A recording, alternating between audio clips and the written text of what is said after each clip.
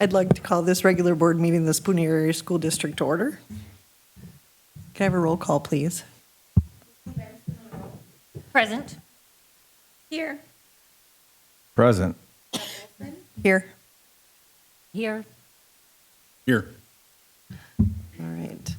And please stand for the Pledge of Allegiance, please.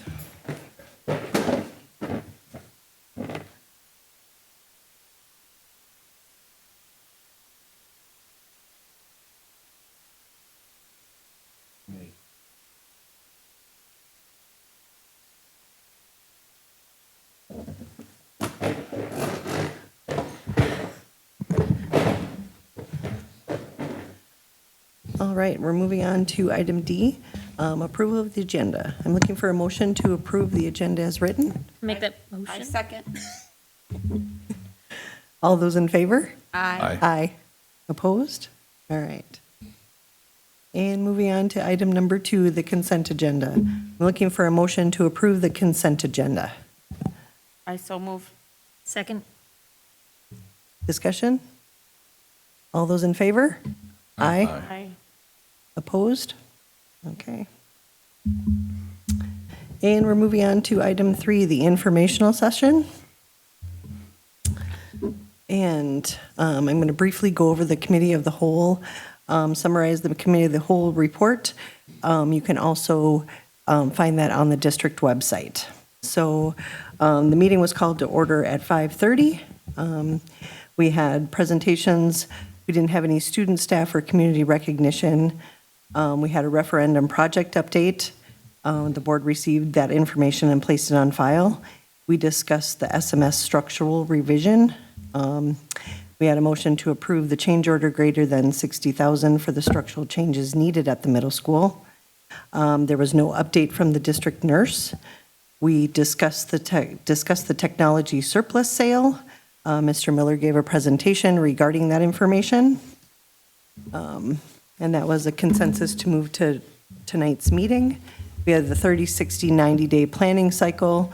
The board received and placed that information on file. We had a financial update, and we convened into closed session, and there was no action taken during that closed session.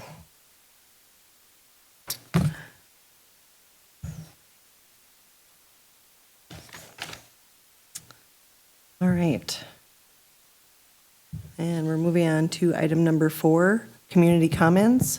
Per Wisconsin statute 19.83, parent 2, and 19.84, parent 2, the board will allow public comments.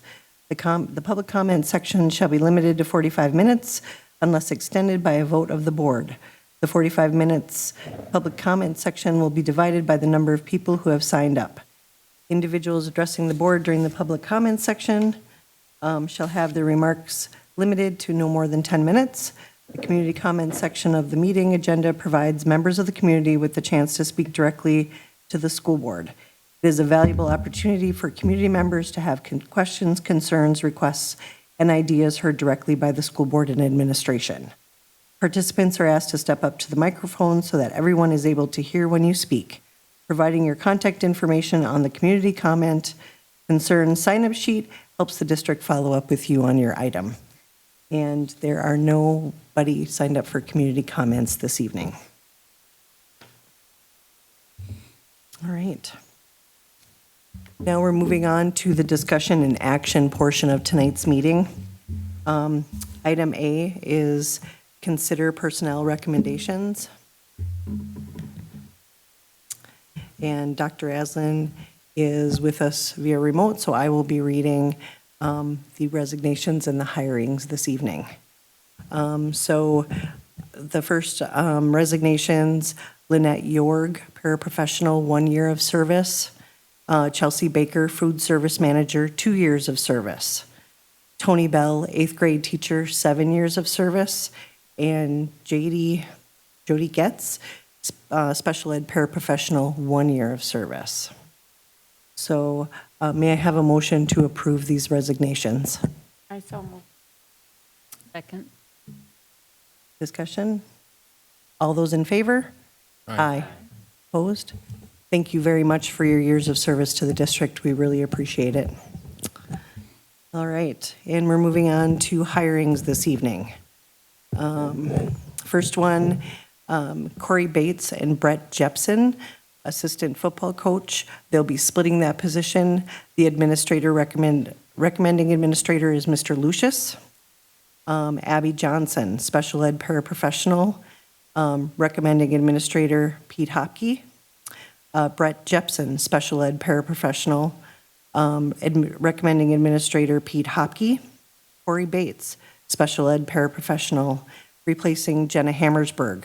Recommending administrator Mr. Hopke. Jonna Klein is an ESSER-funded position, ESSER-funded student support specialist, LTE, and recommending administrator is Mr. Hopke. Ryan Smith, sixth grade ELA teacher, replacing Teresa Pufall, recommending administrator Missy Giesrigen. And Melanie Reed, eighth grade social studies, replacing Ryan Smith, recommending administrator is Missy Giesrigen. And Michelle Scribner, middle school media center aide, replacing Lynette Jorg, recommending administrator Missy Giesrigen. So may I have a motion to approve these hirings? I'll make that motion. I'll second. Discussion? All those in favor? Aye. Aye. Mrs. Jepson will be abstaining from voting this evening. All right. Welcome to the district, everyone. We are glad to have you. So, all right. And losing my place here. All right. Item B, acceptance of donations. And we have a few donations this evening. Donation from Outride for SMS physical education, $5,000. And from Teresa Peterson for Spooner Elementary School, $100 for hats. And donation from Spooner Health, High School Student Wellness Challenge in October, $300. May I have a motion to approve these donations? I'll make that motion. Second. All those in favor? Aye. Opposed? Great. Thank you very much for all of the support and donations that are given to the district regularly. It's a great thing. Thank you. All right. And consider fundraiser requests. There are no fundraiser requests this evening. And moving on to item D, which is the update from the district nurse, Sarah Hamilton, and there is no update from the district nurse this evening. All right. Moving on to item E. Consider the second reading of Neola Policy Update 8390. I'm looking for a motion to approve the second reading of the Neola Policy 8390 as presented at the COW meeting. I'll make that motion. Second. Any discussion? Okay, all those in favor? Aye. Opposed? Okay. All right. I might want to slow down a little bit. We're only 9 minutes into this. Okay, so, all right, we're moving on to item F. Consider the technology surplus sale. So I'm looking for a motion to approve the sale of surplus technology as presented at the COW. I so move. I'll second. Discussion. I would like to ask the board to reconsider. I believe that we do have to get rid of our surplus property. And I also believe that we should make it available for our students and families that need it.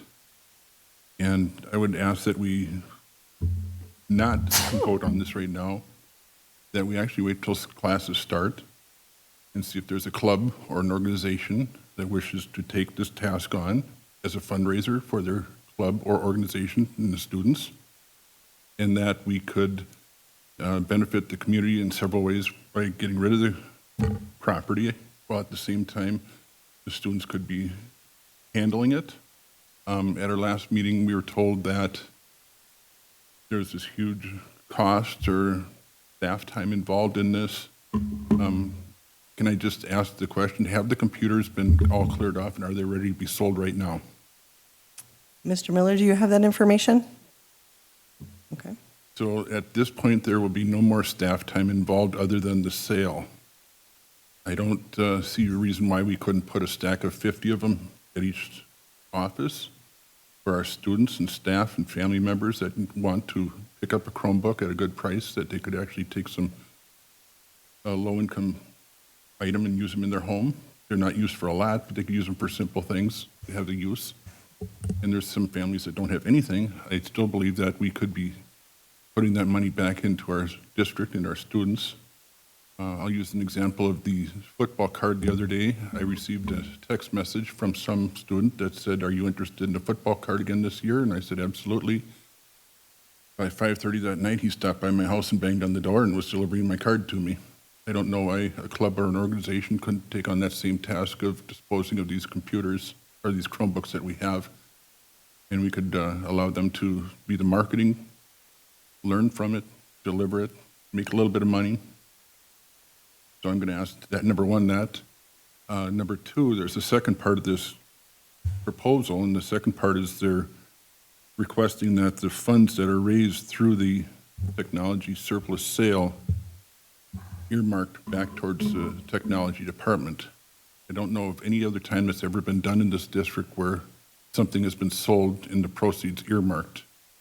I would think that the proceeds should go back to the general fund, and that would be all I'm asking there. So I'm And just asking the board. that is true. It will, the funds from that will be going into the general fund. So the proposal that Fund was 10. presented to us is different tonight? No. Yes, Okay. yes.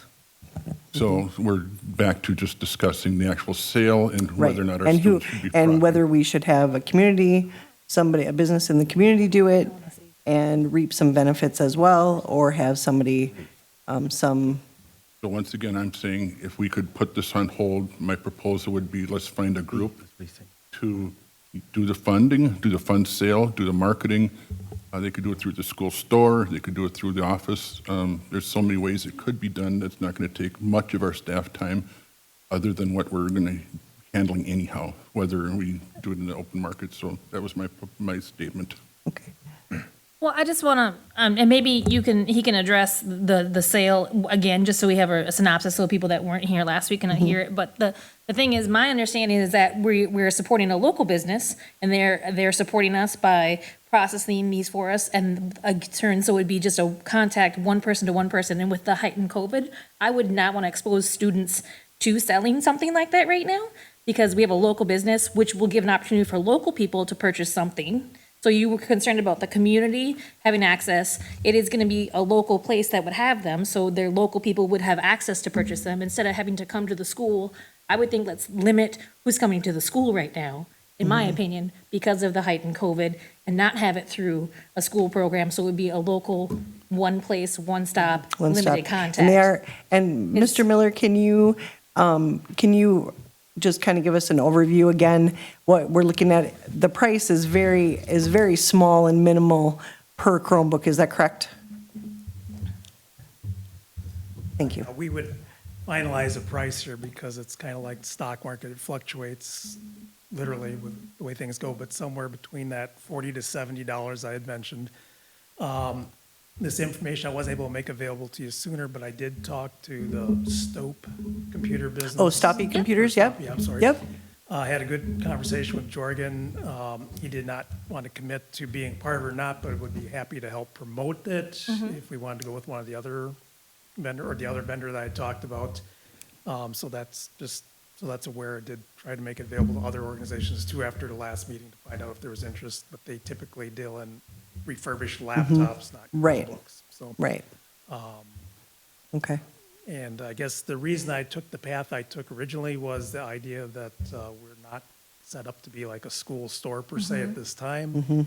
And I just want to avoid the situation of people coming in ones and twos or something like that, whereas they're set up to market all day long down. Right.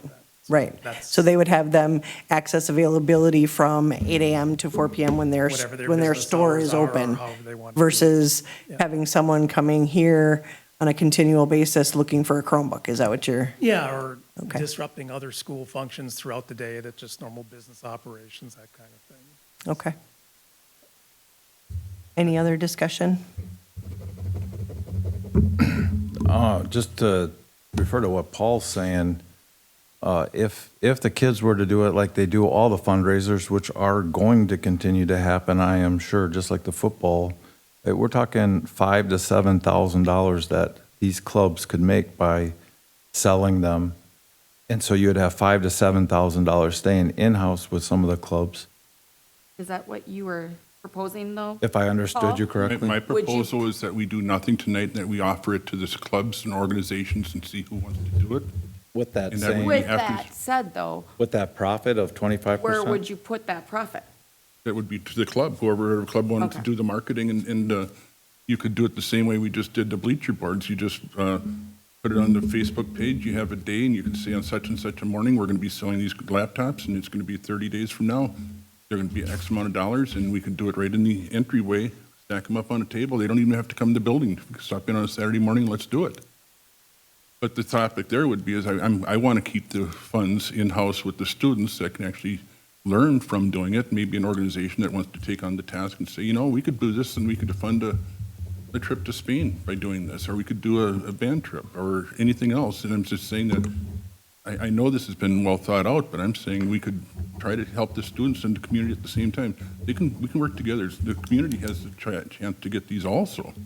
If the club wants to, I'm sorry, I just have one more thing I have to say. Okay. One of the reasons I've done this, because past practice years ago, and I'm going back to like 1998, when we sold Apple IIe computers out of our garage, we have people from the community that trickled back in when something didn't work or something else they want. I am looking to avoid the perception that the school is going to be backing these with a warranty, which regardless of how it's worked in practice, hasn't happened. That was part of the reason for wanting to sell them off-site too, is you're Okay. marketing it, saying buy as is from this vendor at this point, but not standing at the door wanting to know what I can get for this or that, or why something doesn't work. And so that's just something to consider. Okay.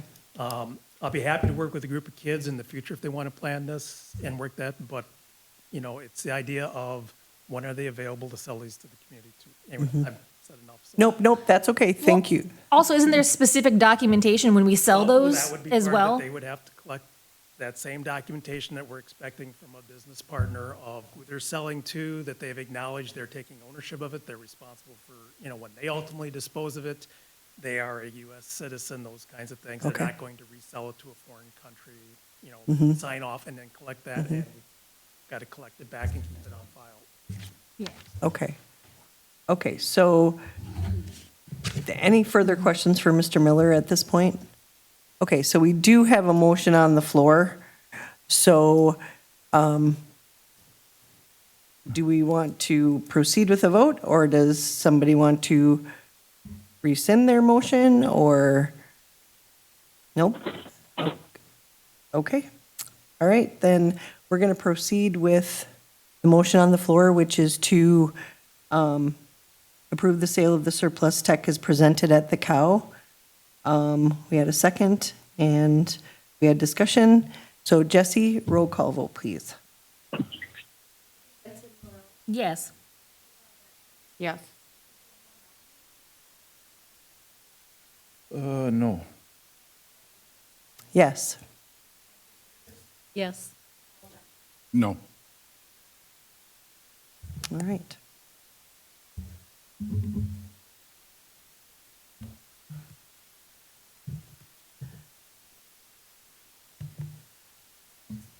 All right, we're moving on to item G. Motion passes. Oh, I'm sorry, motion passes. Jesse, will you give us the pass for vote count, please?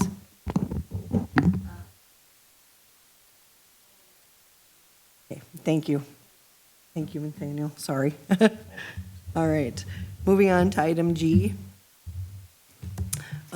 Consider the physical therapy services proposal. And The district recommendation, let's see, here. I'm looking for a motion to approve the 2-year contract with Spooner and Hayward Physical Therapy to include an option for a 2-year extension. I'll make that motion. Second. Discussion. Are there any questions for Mr. Hopke? Okay, all right. And roll call vote, please. Yes. Yes. Yes. Yes. Yes. Yes. Okay. All righty. And we're going to item 6, convene into closed session pursuant to Wisconsin 19.85, parent 1, parent C, to consider the employment, promotion, compensation, or performance evaluation data of any public employee over which the governmental body has jurisdiction or exercises responsibility. Can I have a motion to convene into closed session, please? I will so move. Second. Roll call vote, please. Yes. Yes. Yes. Yes. Yes. Yes. All right. Thank you. All right, we're convening back into open session. Mr. Johnson? The board was in closed session and came, during closed session, took action on 2 different items. The board voted to make a motion to re-advertise the school board vacancy position. And the school board also decided to vote to participate in a mass tort lawsuit. And we came out of closed session at 6:56 hours. All right, can I have a motion to adjourn, please? So move. Second. All in favor? Aye. Aye. Meeting adjourned. Thank you.